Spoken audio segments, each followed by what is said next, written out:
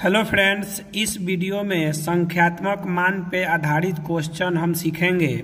संख्यात्मक मान पे दो तरह के क्वेश्चन पूछा जाता है और लगभग कॉम्पिटिटिव एग्जाम में इस टाइप से क्वेश्चन रहता है, इसलिए वीडियो को लास्ट तक देखें और सीखें। यदि अच्छा लगे तो चैनल को सब्सक्राइब करें और अधिक से अधिक शेयर करें। टाइप 1 देखते हैं।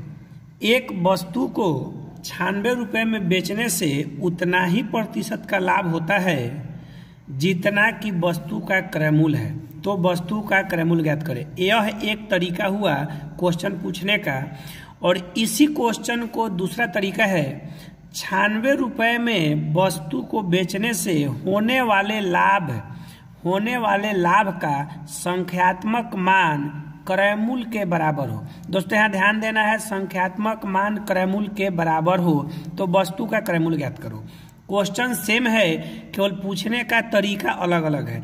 यहाँ कह रहा है कि बेचने से उतना ही प्रतिशत का लाभ होता है जितना कि वस्तु का क्रय मूल्य है, और यहाँ कह रहा है कि बेचने से होने वाले लाभ का संख्यात्मक मान क्रय मूल्य के बराबर है। दोनों एक ही बात है, थोड़ा सा घुमाकर क्वेश्चन दिया हुआ है। तो ज़्यादातर एग्जाम में पूछता है संख्यात्मक मान क्रय मूल्य के बराबर है। तो जब भी इस तरह का क्वेश्चन हो तो इसका बनाने का दो तरीका है, एक शॉर्ट और एक लॉन्ग। तो सबसे पहले हम शॉर्ट तरीका सीखते हैं। क्वेश्चन नंबर 1 देखते हैं, इसका शॉर्ट ट्रिक। जब भी इस तरह का क्वेश्चन हो, संख्यात्मक मान हो या लाभ क्रय मूल्य के बराबर हो या हानि क्रय मूल्य के बराबर हो, तो इसका शॉर्ट ट्रिक है बनाने का। जो दिया रहेगा अंक, जो भी दिया रहता है वो हमेशा विक्रय मूल्य होता है। यहाँ बेचने से है मतलब विक्रय मूल्य, यहाँ भी लिखा हुआ है बेचने से मतलब विक्रय मूल्य ही हुआ। तो जो विक्रय मूल्य दिया रहे दोस्तों उसको लिख लेंगे। इसके बाद इसका फैक्टर निकालेंगे, गुणनखंड निकालेंगे। ऐसा गुणनखंड जो यहाँ शर्त दिया हुआ है इसके हिसाब से। गुणनखंड का अंतर हमेशा 10 होना चाहिए। यहाँ पे लिखा हुआ है 10 होना चाहिए अंतर। उसमें एक शर्त क्या है कि लाभ रहने पर घटा के 10 आना चाहिए और हानि रहने पे जोड़ के 10 आना चाहिए। तब यहाँ पे 96 का 2 फैक्टर होगा। एक होगा 16 गुने 6 96 और 12 गुने 8, यह भी हो जाएगा 96। तो दोस्तों यहाँ क्वेश्चन में तो लाभ कह रहा है, तो लाभ के हिसाब से घटा कर, तो 16 से 6 गया तो 10, यह सही बैठ रहा है। और 12 से 8 घटाएंगे तो यहाँ पे आ जाएगा 4, ये 10 तो आया नहीं, मतलब यह फैक्टर गलत हो गया। जब इतना हमको पता हो गया कि 16 और 6 होगा, तो 16 और 6 लिख दिए और दोनों में एक एक जीरो बैठा देंगे। यही दोनों में से कोई एक मेरा आंसर होगा। अब आंसर कौन होगा वह कंफर्म करने के लिए 96 रुपये में हम बेचे हैं और हमको फायदा हुआ है, मतलब है कि इससे कम रुपया में खरीदे होंगे। तो कम इन दोनों में कौन है, तो 60 है, यानी 60 रुपये इसका क्रय मूल्य हो गया आंसर। अब लॉन्ग प्रोसेस देखते हैं। सबसे पहले क्रय मूल्य मान लेंगे हम 100 रुपये। अब क्वेश्चन में कह रहा है कि प्रतिशत लाभ उतना ही है जितना कि क्रय मूल्य है। तो क्रय मूल्य यदि हम x माने हैं तो लाभ मेरा हो जाएगा x%, क्योंकि प्रतिशत लाभ क्रय मूल्य के बराबर है। आगे दोस्तों जब प्रतिशत लाभ हमको मालूम हो गया तो सबसे पहले इसका भिन्न तैयार कर लेंगे। तो भिन्न तैयार करेंगे तो 100 + x/100 हो गया, यह प्रतिशत लाभ का भिन्न आ गया। आगे क्वेश्चन में विक्रय मूल्य दिया हुआ है 96 रुपये, तो यह भी लिख दिए।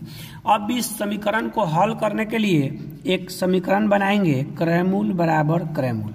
अब यहाँ क्रय मूल्य में एक तरफ x मान लेंगे और दूसरी तरफ जो है विक्रय मूल्य हमको 96 दिया हुआ है, तो यहाँ पे प्रतिशत लाभ का भिन्न रख कर क्रय मूल्य निकालेंगे। तो यहाँ दोस्तों 96 में बेचे हैं, हमको हुआ है फायदा। इसका मतलब कि क्रय मूल्य निकालने के लिए क्रय मूल्य यहाँ कम होगा 96 से।